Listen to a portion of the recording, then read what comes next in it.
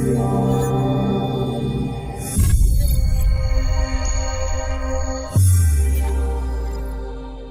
நான் சொல்ல வரேன் தெரியுமா அடுத்தது? When he was introducing himself to us, you know what he said? I am very thankful to my little brother. Had it not been for him, I will not be alive now. என் குட்டி தம்பி மட்டும் இல்லைனா இப்ப நான் உசுரோட இருக்க மாட்டேன் madam அப்படின்னு சொன்ன போதுதான் rest of the students looked up at him. அது வரைக்கும் யாரும் கவலையே படல. அடுத்தது அவன் சொன்னது, it was so shocking. He said, we were so poor in Mumbai, so horribly poor. Dinam dinam pasikum, pasicha valikum. I am not talking about a hunger which comes just because you throw away your breakfast. It was not tasty in தூக்கி வீசுறீங்களே அத சொல்லல. I am talking about a person who does not have breakfast at all. Breakfast கிடையாது, lunch கிடையாது, தண்ணியை குடிச்சிட்டு வரக்கூடிய பையன். And he said, அம்மா பஞ்சம் பொறுக்க முடியாம சாப்பாட்டுல எலி விஷத்தை கலந்துட்டாங்க. And கலந்து எங்களுக்கெல்லாம் கொடுக்க போகும்போது என்னுடைய குட்டி தம்பி அந்த பாட்டில் எடுத்துட்டு போய் பக்கத்து வீட்டுல எல்லாம் காமிச்சான். எங்க அம்மா என்னமோ கலந்துருக்காங்க, நாங்கெல்லாம் சாப்பிட போறோம். People came running inside and my குட்டி தம்பி அம்மா காலை பிடிச்சிட்டு என்ன கேட்டான் தெரியுமா? எனக்கு சாக வேண்டாமா, நான் உசுரோடு இருக்கணுமா, எனக்கு விஷம் கொடுக்காத, கொடுத்துக்கிறேன், மேட் இன் சைனா வாங்க மாட்டேன். Right? You may wonder, ma'am நீங்க ஒருத்தர் மேட் இன் சைனா வாங்காட்ட as if the China economy will come down. Certainly not. Chinese economy will not come down. Canada போன போது I understood it is a retail market of China. US is a retail market of China, and every other person who gets anything cheap of cost is made only in China. வாங்குறதுக்கு முன்னால ஒரே ஒரு நிமிஷம் யோசிச்சு பார்க்கணும்.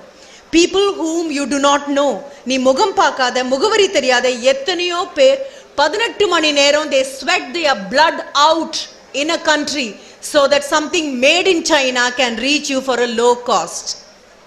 மிக குறைந்த விலைக்கு 18 மணி நேரம் சரியான சம்பளமோ சாப்பாடோ இல்லாம மக்கள் அங்க உழைச்சா மட்டும்தான் நம்ம கையில மேட் இன் சைனா வரும். I am not proud to buy anything made in China. நான் அப்ப சொன்னேன் மேட் இன் இந்தியா அப்படிங்கிற நிலைமை கண்டிப்பா வரும். But unfortunately, what has gone wrong? As once again Dr. Madan Karthik put it so beautifully, globalization, fantastic. But you know what we thought?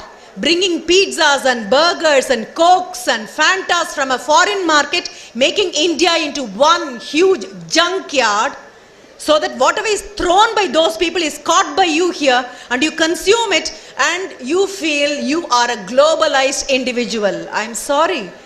அவமா ஊர்ல பண்ற குழிப்பணியாரமும் காரையப்பமும் world மார்க்கெட்டுக்கு போச்சு அப்படின்னா then it is globalization. யாரோ சாப்பிட்டு தூக்கி வீசினதெல்லாம் நம்பூர்ல கொண்டு வந்து வச்சுக்கிட்டு இது குளோபலைசேஷன் பேசுனீங்கன்னா it is not globalization. This is nothing but allowing yourself to be cheated. மீண்டும் மீண்டும் எங்க வீட்ல பண்ணக்கூடிய பணியாரமோ, எங்க வீட்ல பண்ணக்கூடிய கல்லாப்பமோ, எங்க வீட்ல பண்ணக்கூடிய ஒவ்வொரு விஷயமும் வேர்ல்டு மார்க்கெட்டுக்கு கொண்டு போய் விற்கிற அளவுக்கு உங்களுக்கும் எனக்கும் சூட்சமும் இருந்ததுன்னா then it is globalization. And that's exactly why I come all the way from PSG College of Arts and Science requesting every one of you to join hands so that India need not wait till 2020 to become a superpower. If every one of you realize not to buy anything which is not made in India, India has already become a superpower. ஒரே ஒரு நிமிஷம் யோசிச்சு பாரு.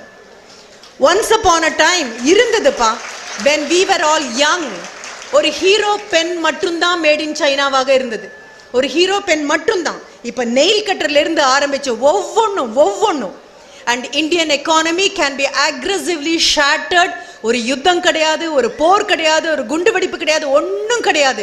When a country's economy is bulldozed by another country silently, softly, steadily and strongly, then the country perishes even without crying its heart out. நான் திருப்பி அவங்க கிட்ட தான் சொன்னேன், I don't use anything other than anything made in India. Right? Come back. மறுபடியும் என்னுடைய கல்லூரிக்குள்ள ஒரு தடவை வரலாம். இந்த மெசேஜ் உங்களுக்கு நான் கண்டிப்பா சொல்லணும். நாளைக்கு ஏதாவது ஒரு பொருளை வாங்குறீங்க, இட்ஸ் வெரி சீப். எங்க ஊர்ல விற்கிற விளக்க விட இது ரொம்ப சீப்பா இருக்கு. எங்க ஊர்ல இருக்கக்கூடிய டீ மக்க விட இது ரொம்ப சீப்பா இருக்கு. திருப்பி பாருங்க, you are depriving somebody of their livelihood. உங்க ஊர்ல இருக்கக்கூடிய ஒரு நபருடைய சாப்பாட்டுல மண்ணை போட்டா மட்டும்தான் இன்னொரு நாட்டில் இருக்கக்கூடியதை உங்களால தைரியமா குற்ற உணர்வு இல்லாம வாங்க முடியும். So when you go next time to a market, a mall, check up where exactly the product is made. If it is made in India, get it wholeheartedly, because this is one easy way of supporting your own brothers and comrades in this country. Coming back to again the northeastern people. Enga college la eppume we have been so lucky to have children from Bhutan, children from Manipur, children from Assam. As I belong to the Department of English, engalukku adutha oru prachana undu. You know what it is? Visually challenged children enga department ku adhigama varuvanga. And I have been a tutor of a student or 5 years back, a student from Bhutan, visually challenged. And he was 21 years, he was easily 2 years elder to most of these people. His name is Amrit Bahadur Subba, a remarkable student. And class ku pogumbodella, when I go into the class, when I say good morning class, the rest of the students will greet me not in a happy way. ஐயோ madam வந்துட்டாங்க அப்படிங்கிற மாதிரி ஒரு drooping morning டோன்ல தான் good morning ma'am அதுதான் இருக்கும். But here is one student who doesn't even know who I ஆம். எங்க நிக்கிறேன்னு கூட தெரியாது, எப்படி இருப்பேன்னு கூட தெரியாது. But the moment he hears my voice, Amrit will just turn towards the voice from where it comes and with a beaming smile, with a brilliant beaming smile, அவனுடைய சிரிப்பை அவன் கூட கண்ணாடியில பார்க்க முடியாது. அவ்வளவு அழகான எவ்வளவு தூரம் ஓட முடியுமோ அவ்வளவு ஓடின போது ஒரு பையன் மற்றவங்களை விட இன்னும் அதிக தூரம் ஓடி இருக்கான். கண்டிப்பாக நான் ஜாப் ப்ரொவைட் பண்ணா அந்த மாதிரி ஆளு கொடுப்பேன். Because the boy knows what it is to work, how to work. He was at the right time, at the right moment, with the right attitude for a right job. Right? So second one is your width of knowledge. இது போதுமா? பத்தாதே. Third one, contemporary relevance. 2015ல வெளியில போற உங்களுடைய diploma வச்சிட்டு 2025ல what are you going to do? Won't it become outdated? Won't it become obsolete? எப்படி சமாளிக்க போறீங்க? ஊரே ஏமாந்த சமயமா பார்த்து ஒரு டிப்ளமா வாங்கிடலாம், டிகிரி வாங்கிடலாம். அப்டேட் பண்ணலைன்னா எப்படி where will you be? Anna university கொடுக்கக்கூடியது இது. மற்ற யூனிவர்சிட்டியில what is given? Anna university autonomous காலேஜஸ்ல என்ன கொடுத்துருக்காங்க, அண்ணா யூனிவர்சிட்டி தனக்கே என்ன கொடுத்துட்டு இருக்கு? Have you ever compared? Unless you compare, you will never know what is the contemporary relevance of your subject. அடுத்தது fourth one, future of your syllabus. Future, இதை வச்சு நாளைக்கு என்ன பண்ண போறோம்? What am I going to do? There is one person called Cho Ramaswamy in Tamil Nadu, right? He is wonderful political critic. கேட்டிருக்கலாம் நீங்க, கேட்காட்டாலும் பரவாயில்ல. When he did his law at Chennai Law College, முடிச்சிட்டு வந்ததுக்கு அப்புறம் students எல்லாம் அவரை interview பண்ணாங்க. They were also sick of 3 hours of examination. எதுக்கு சார் 3 மணி நேரம் எக்ஸாமினேஷன்? எங்க முட்டாள்தனத்தை காமிக்கிறதுக்கா அப்படின்னு கேட்டபோது அவர் சொன்னாரு, it is a necessary evil but you have to have it. Then he went on to talk about something very beautiful. You know what he said? After I completed my law graduation, when I came out of my college, I got the first case. என்னுடைய first case என்னவா இருந்தது தெரியுமா? It was on industrial law. Industrial law was not a paper which was prescribed for us. No teacher taught me. அப்படி ஒரு paper நாங்க பார்த்தது கூட கிடையாது. எனக்கு வந்த first case இண்டஸ்ட்ரியல் லால வந்த problem. And what did I do? உட்கார்ந்து இண்டஸ்ட்ரியல் லால இருக்கிற புக்ஸ் எல்லாம் நானே படிச்சு ஒரு மாசத்துக்கு அப்புறம் I took the case. அதுக்கப்புறம் அவர் சொன்னதான் ரொம்ப பிரில்லியன்ட் ஆனது. In your colleges, in your institutions, nobody teaches you syllabus. Syllabus எடுக்கிறாங்க அப்படி நீ நினைச்சேன்னா அது முட்டாள்தனம். In my college, I don't teach people English literature. Chemistry is not taught. Physics is not. What is being taught தெரியுமா? I teach my children how to learn English. Chemistry teacher teaches how to learn chemistry. Physics teacher teaches how to learn physics. And here you learn to learn. When you learn to learn, it will never become outdated. But when you learn a subject, automatically 10 வருஷம் ஆச்சுன்னா ஒரு போய் அலமாரியில் வச்சிருக்க கூடிய ஒரு 1/2 kilo ரவையில பூச்சி வர மாதிரி நம்ம படிச்ச படிப்புலையும் பூச்சி வந்துடும். வராம இருக்கணும் அப்படின்னா this is exactly what you have to do. சரி madam, I have depth of knowledge, width of knowledge, contemporary relevance of knowledge, future of knowledge. மிச்சம் என்ன மேம் வேணும்? ஆட்டிடியூட். சரியான ஆட்டிடியூட் வேணும். நான் தோத்து போயிருவேன் நினைச்சிட்டு இருந்தா ஒன்னும் ஒர்க் அவுட் பண்ண முடியாது. இன்னைக்கு எங்க காலேஜ்ல நடந்த செமினார் என்ன தெரியுமா? Survival of the fittest, right fit. Papers were presented by students, not students who are very old. ஒரு PG ஸ்டூடெண்டோட கம்பீட் பண்ணது first year student. And the first year student வந்து சொன்னது என்ன ரொம்ப அழகா சொன்னான். It's not only survival of the fittest, survival of the smartest, survival of the fastest, quickest. யார் முடியுமோ அந்த குழந்தைங்கிட்ட சொன்ன ஒரே ஒரு கதையை உனக்கு சொல்லிட்டு நகர்றேன். You know what it is? Two friends were walking in a forest. ரெண்டு ஃப்ரெண்ட்ஸும் போயிட்டு இருந்தாங்க. All of a sudden எங்கிருந்தோ ஒரு புலி துரத்த ஆரம்பிச்சது. Both started running. ஓடுறாங்க விடாம புலி துரச்சிட்டே இருக்கு. At one point of time அந்த ரெண்டு ஃப்ரெண்ட்ஸும் such close friends, ஒருத்தன் என்ன பண்ணா, குமிஞ்சு கால்ல இருக்கிற செருப்பை கையில எடுத்துக்கிட்டு ஓட ஆரம்பிச்சிட்டான்.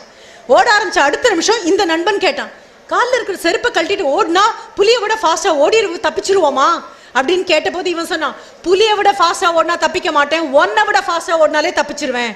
That's what is life. உன்னுடைய பூசம் ஃப்ரெண்ட், உன்னுடைய ஹாப்பி ஃப்ரெண்ட் எல்லாம் நீ கட்டி பிடிச்சு உட்காந்து வாழ்நாள் இவங்களுக்கு தான் நினைச்சிட்டு இருக்கீங்க இல்லையா? இவங்க அத்தனை பேரும் when life starts testing you will disappear. So first thing you will remember is be your own friend. நீ உனக்கு நண்பனாக இரு. காலையில எழுந்திருச்சு கண்ணாடியை பார்க்கும்பொழுது சொல்ல வேண்டியது ஒண்ணுதான், எனக்காச்சு உனக்காச்சு, எனக்காச்சு டீச்சருக்காச்சு, எனக்காச்சு சீனியருக்காச்சு இல்ல, எனக்காச்சுன்னு சொல்லு. The only enemy you have is your own self, nobody else. The only race you run, 3-4 ட்ராக்ல ரேஸ் ஓடிட்டு இருக்க. நீ ஒரு ட்ராக்ல போகும்போது parallel ட்ராக்ல ஓடி உன்னை வின் பண்றவன் என்ன பண்ணுவான் தெரியுமா? உன்னை தாண்டி போகும்போது ஒரு சைட் கிளான்ஸ் விட்டுட்டு போவான், அவ்வளவேதான். அவன் வேற பிரீட். இன்னொரு விதமான ரேஸ் புன்னகையோட குட் மார்னிங் மேம் அப்படின்னு சொன்ன உடனே I'll say thank you Amrut, because you have completely lit the whole class. நீ சிரிச்ச அடுத்த நிமிஷம் கிளாஸே பெருசாயிடுச்சுடா அப்படின்னு சொல்லு. Now what next? Just because a student is visually challenged, I am not here to sell sentimental nonsense. உடனே ஐயோ பாவன் சொல்லல. He was the top scorer not by chance but by choice. ஒரு visually challenged student உடைய problems என்ன உங்க யாருக்குமே தெரியாது, because you are all in a technical institution where vision is imperative, vision is mandatory. கண் பார்வை அப்படிங்கிறது உங்களுக்கு கண்டிப்பாக வேணும். எங்களுக்கு அப்படி கிடையாது. ஆர்ட்ஸ் அண்ட் சயின்ஸ் காலேஜில் ஹியூமனிட்டிஸ் மேஜருக்கு வரும்பொழுது where there is no lab work, visually challenged, and I got to know so much about this boy because எல்லாரும் அசைன்மெண்ட் சப்மிட் பண்றதுக்கு 5 நாள் முன்னால Amrut will submit his assignment and I will ask him, how did you manage Amrit? He'll say, ma'am, I can't do anything, ma'am, I have to go ask for help. இல்லையா ma'am, I will record my voice, I'll submit my assignment in the form of a cassette which you can listen and give me score. I was always moved, and ours is an autonomous institution where it's always possible not to have vertical mobility but also horizontal mobility, lateral mobility. Venuna, we used to call it cafeteria system of education, a buffet system of education. கையில ஒரு தட்டை வச்சிட்டு கல்யாண வீட்ல உங்களுக்கு என்ன வேணுமோ அதை நீங்க எடுத்துக்கிற மாதிரி, apart from your own major you can go choose whichever subject you fancy. And Amrit took 8 extra papers from his 2nd semester to his 5th semester. He is a visually challenged child, took 8 extra papers including a paper with the computer science department, the paper called office automation. We were so surprised by his conviction, we were so surprised by his perseverance, and he was a terrific guitar player, a great vocalist, and he has already produced lots and lots of cassettes. ஒவ்வொரு நாளும் அவனை பார்க்கும்போது the rest of the students will always feel, and a boy with a terrible sense of humor. மொழி தெரியாது, தமிழ் தெரியாது, கண்டிப்பா ஊர் விட்டு ஊர் உள்ள வந்து உட்கார்ந்திருக்கும், கண் தெரியாது. இந்த சூழ்நிலையில boy could stand tall and towering. Whenever there was an awards day, Amrit always used to get a standing ovation because he proved to the rest of the children that if there is a will, there is always a way. And it is just not a way in all written capital letters. அவ்வளோ ஒரு பிரம்மாண்டமானது. ஒவ்வொரு தடவையும் as a tutor I used to clap my hands, and we have the habit of sending a tutorial letter home. வீட்டுக்கு ஒரு கடிதம் அனுப்புவோம். அந்த கடிதத்தில் உங்களுடைய அட்டெண்டன்ஸ் இருக்கும், உங்களுடைய மார்க் இருக்கும், இது எல்லாமே இருக்கும். But unfortunately it was always in Tamil, and I got special permission because this little boy was sent by the Bhutan embassy here. It was the Bhutan government which was sponsoring him, and I said, may I be permitted to write a wonderful letter of appreciation to the Bhutan government for sending such a wonderful individual abdin. Avlo remarkable ஆன ஒரு பையன். சரி, now what is he and where is he? இன்னொன்னு பாருங்க, visually challenged. When Professor Appukutti was making an observation, you have to have the studies, you have to have your work, and you have to have smart work, you have to have perseverance. முடிக்கும் போது சொன்னார், இந்த நாட்டுக்கு ஏதாவது பண்ணணும். அவ்வளோ தூரத்துல இருந்து வந்து என்னுடைய அமிர்த் பஹாதூர் சுபாவை பத்தி உங்ககிட்ட சொல்லிட்டு போகும்போது ஒரு சின்ன ரிக்வெஸ்டுக்காக தான். Whenever a visually challenged student writes an examination, do you know what really happens? We run around the place to get a scribe. அவருக்கு பதிலாக எழுதுவதற்கு ஒரு ஆள் வேணும். A scribe has to be there. Rules என்னன்னு தெரியுமா? A scribe should not be related to the candidate. A scribe should not be related to the subject of the candidate. ஒரே ஒரு தடவை யோசிச்சு பாருங்க. கண்ணை மூடிக்கிறீங்க, நான் உங்க ஸ்கிரைபா வந்து உட்கார்றேன், எனக்கு உங்களோட எந்த சொந்தமும் கிடையாது, I am not related to you நார் am I related to your subject. உங்க படிப்பு பத்தி எனக்கு எதுவும் தெரியாது. And you close your eyes and you start dictating the answers. How sure will you be? How confident will you be? Because I am a non-technical person. உன்னுடைய வார்த்தைகளோட spelling கூட எனக்கு தெரியாது. நீ கண்ணை மூடிட்டு எழுதும் போது நான் கையை மடிச்சு வச்சுட்டு பேனாவை க்ளோஸ் பண்ணிட்டு கூட உட்கார்ந்திருக்கலாம், சோம்பல் முறிக்கலாம், எங்கேயாவது பராக்கு பார்க்கலாம். You don't even have a choice of verifying whether I write or not. ரொம்ப கஷ்டமான விஷயம். 3 மணி நேரம் நீங்களே எக்ஸாம் எழுதுறீங்கன்னா விஷுவலி சேலஞ்ச் சைல்டுக்கு 4 மணி நேரம் கொடுப்போம் நாங்க. And Amrit used to do it so beautifully well. He lost his eyesight when there was an epidemic in Bhutan. பூட்டான்ல ஒரு epidemic வரும்போது 6 வயசு குழந்தையா கண் தெரிஞ்சிட்டு இருந்த பையன். When there was an epidemic, he lost his parents and lost his eyesight. ஒரு நாள் கூட, not even a single day, அழுததுனால நாங்கெல்லாம் இப்போ உயிரோடு இருக்கோம் ma'am. And why should I narrate this? இது சினிமா கதை இல்ல அப்படின்னு கண்ணை தொடச்சிட்டு போறதுக்காக நான் சொல்லவே இல்லை. You're all so lucky, you're all so blessed because your parents take care of you. There are children with a different destiny who have to take care of their parents. And this boy, when he was in 4th semester, இன்னைக்கு அவனை பார்த்தா நான் எழுந்திருச்சு salute அடிக்கிற ஆள் தான். 4th semester இருக்கும்போது he presented a paper on nanotechnology to the Institute of Sciences in Pune, which was selected. He was taken over there. One of the leading scientists of India trained him for 2 solid months. திரும்பி வந்தான், right? வந்ததுக்கு அப்புறம் when he was about to leave, I asked him, டேய் என்ன பண்ண போற? His first day வந்தபோது he said, ma'am, I would like to take up astrophysics. Astrophysics தான் மேம் நான் பண்ண போறேன்னு சொன்னான். But he joined IBM. He was shortlisted for IBM. I asked him, IBM is a computer company and you are a pure physics student. You wanted to become an astrophysicist. என்னடா பண்ண போற அப்படின்னு கேட்டபோது, you know what he said? Ma'am, if I join IBM for 2 years, if I serve there, they have promised that they will put me in BITS Pilani for my MTech. அதுக்காக போறேன் ma'am. Do you know what is BITS Pilani and where is BITS Pilani? பல பேருடைய dream spot is bits Pilani. It does not have பெரிய பெரிய gadgets கிடையாது, advance technology கிடையாது, ஒரே ஒன்று தான் இருக்கு. They have got intellectual infrastructure which is far superior to many people. ஒவ்வொரு ஹியூமன் பீயிங்னுடைய கிரே மேட்டர் மட்டும் நம்பி இருக்கக்கூடிய ஒரு இன்ஸ்டிடியூஷன். ஓகே, ஒரு 4 years கழிச்சு அதே கிளாஸுக்கு பேசிக் பிசிக்ஸ் கிளாஸுக்கு போனேன். போயிட்டு I was telling, there is one student about whom I am very very happy அப்படின்னு அந்த பையனை பத்தி சொன்ன அடுத்த நிமிஷம் ஒரு குட்டி கை மேலே போச்சு. And that boy got up and said, ma'am, எங்க அண்ணா தான் மேம் உங்களுடைய ஸ்டூடெண்ட், நான் தான் மேம் அந்த குட்டி தம்பி. I was so delighted. And when this boy was about to leave the campus, you know what promise he has made? I do not know whether he will keep it up or not, but I have to tell you, if you decide sky is your lower limit ன்னு சொல்றதுக்காக தான் நான் வந்திருக்கேன். Sky is not your limit, it's your lower limit if you decide. And that boy said, ma'am, 2020 la if India has a Nobel Prize for astrophysics, நானும் எங்க அண்ணாவும் அதுல இருப்போம் ma'am. that is my guru dakshina to you அப்படின்னு சொல்லிட்டு போயிருக்கான். Fine, whether he does it or not I do not know, but he has the courage, he has the raw guts to say that. அந்த பையன்கிட்ட திருப்பி நான் ஒன்று சொல்லணும், இவ்வளவு ஒரு நல்ல மரியாதை உள்ள குழந்தைக்கு சரியான டீச்சரா நான் இருக்கணும் இல்லையா? Then I told him, if such a thing happens, PSG College of Arts and Science will positively bring you. College கூப்பிடும், ஃபெலிசிட்டேட் பண்ணும், உன்னை கெஸ்டா சீஃப் கெஸ்டா கூப்பிட்டு உன்னை கூட்டிட்டு வரும்பொழுது உன்னுடைய கார் கதவை திறந்து விடுறதுக்கு JB ma'am will be waiting, because that is what a teacher has to give to the student. Please try to understand. எங்கிருந்தோ எங்களை கூட்டிட்டு வராங்க, ஏதோ ஒரு கல்லூரி ஸ்தாபனத்திலேருந்து கூட்டிட்டு வராங்க. திரும்பி நான் போகும்போது ஒரு பொக்கே இருக்கலாம், ஒரு மெமெண்டோ இருக்கலாம். These are not going to go with me at all. இது எந்த ஸ்தாபனத்துக்கு போனாலும் கிடைக்கும். ஆனா திரும்பி போகும்பொழுது நான் பேசுற ஒவ்வொரு வார்த்தையும் நீ எப்படி உள்வாங்கின அப்படிங்கறத மட்டும்தான் நாளைக்கு மார்னிங் என்னுடைய ஃபர்ஸ்ட் ஆர் கிளாஸ்ல I will be telling. I went to an institution, Excel Polytechnic போனேன். அவங்களுடைய 7th year anniversary அவ்வளோ பியூட்டிஃபுல்லா கொண்டாடிட்டு இருந்தாங்க.